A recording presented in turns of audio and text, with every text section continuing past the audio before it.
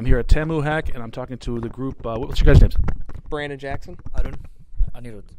Tell me about the project you built.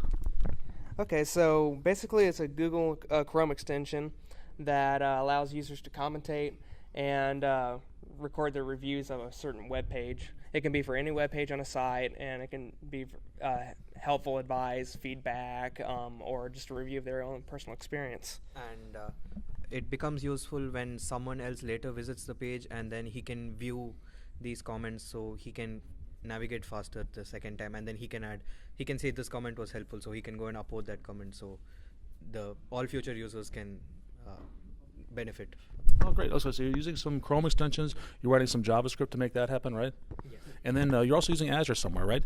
Yeah, we're using Azure for the PHP web service that is running, which is powering all of this. So it's a REST API written in PHP that is consumed by the Chrome extension. Very nice. And you're also storing some of the stateful data somewhere. There's a MySQL instance on Azure. Very nice. Is it available right now? You think you can publish this and let people see it? Yeah, in about 15 minutes. 15 minutes? All right. What's the name of the product? WebBro. WebBro. Got it. All right. Thanks, guys. Yeah. Thank you. At TAMUHack, we've got another team here that's built something pretty clever, I thought, about around recipes and source code control. What's your name? Justin. Wasim. What's the name of your project? It's called GitGrub. And what does it do? It is an open source repository for recipes that other people can share and create and, just generally, develop around. Okay, so it's like GitHub is a source control repository. Yours is a recipe repository. Tell me about the technology you used to build this. So we made a virtual machine on Azure, and we used Python and Django to set up the framework. Set up the framework. This is what kind of framework are you using? We used Django is a content management system. Nginx, and then along And with then we actually Django did the front end for the website, the HTML pages on Visual Studio. So I've been working on the website design for that to kind of give it a nice feel and look, so that when people go in on it, they can get a feel like GitHub, but have it customized to where there's pictures for food, recipes, for anything they want to customize and throw up on there. What was the biggest technical challenge you guys ran into? Just learning how to incorporate the different technologies into what we were wanting to do, and setting up that server and being able to link the back end of the database to the front end of the website and the login and authentication. Okay. Is this online? Can people see it from home? It will be online. It will be hosted. Excuse me. It will be hosted on Azure. We've gotten the domain from Namecheap. Namecheap. Gitgrub.me. Gitgrub.me. Okay, we'll check it out. Thank you. Thank you. Thank you. At TAMUHack, we got the team Budget Byte. What's your name? Megan Tyler. Chris Gillis. Harrison Golden. Garrett Whitehorn. What is Budget Byte?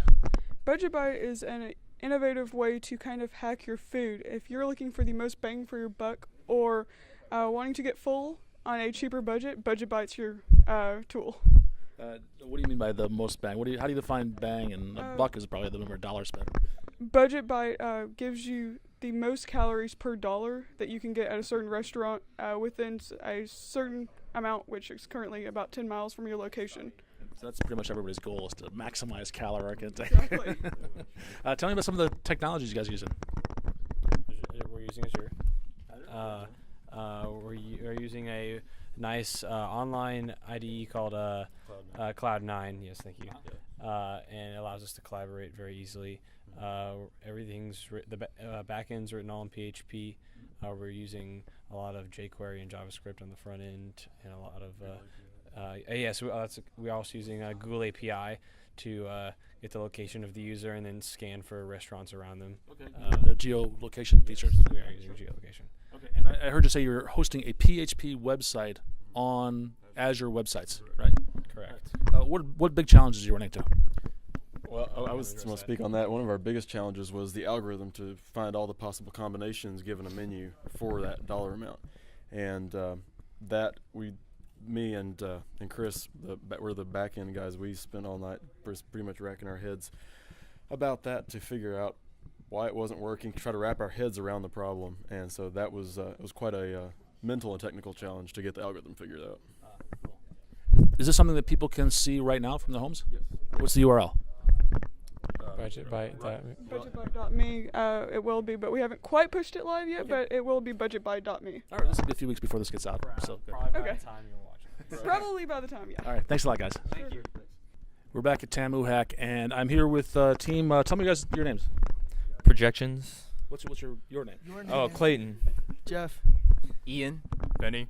Sunny. Tell me about this projections project you're doing. So we're trying to we made a website that lets you look at different stocks and show how good they are to invest in or how bad they are. And it ranks them and displays data about it. Okay. You're merging a lot of different technologies here. Talk a little bit about that. We're using the Bloomberg API to get our stock data.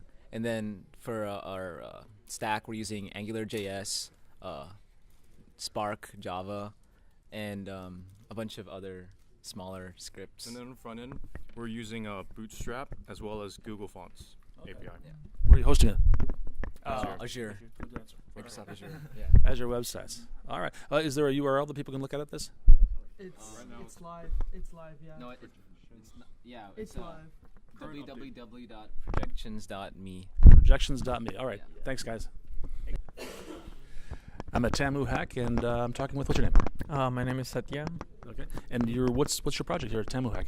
I created an application based on the Kinect, and I have watched a Surface ad of Microsoft, and I liked the idea of empowering people rather than the technology for technology. Sure. Yeah, so I thought like if I can do something for the people who are challenged, so I thought like Kinect, it can very well capture the gestures of the people. So I thought, so I thought like the sign language, it's basically mostly on the gestures. So I thought like maybe if we can able to find out what the gesture is, like I don't need to learn what they are saying. I can just see at the Kinect and guess what they are saying from the Kinect. So I just wanted to empower people in that way. So I thought this would be a cool application. Nice. So we have a Connect right here, and people stand in front of that and they can gesture their American Sign Language, and then they'll be smart enough to interpret that sign language. And the family can just look at their television and they can just know like what they are saying, something like that. Even if people don't know sign language, they can. The computer will tell them what they're saying. Very nice. Tell me a little about the other technologies besides Connect that you're using.